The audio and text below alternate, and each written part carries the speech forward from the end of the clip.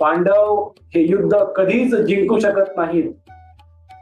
कारण आपले सैन्य, कौरव सैन्य अधिक बलवान, अधिक सामर्थ्यशाली, अधिक महान आणि अधिक चांगले आहे. अशी आत्मप्रशंसा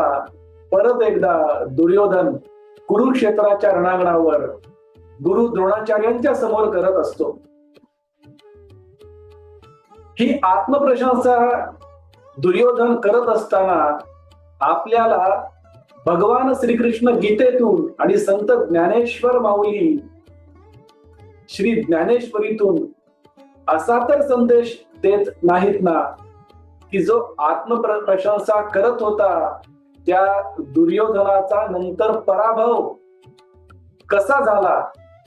त्याचप्रमाणे आपणही आपल्या जीवनात जगत असताना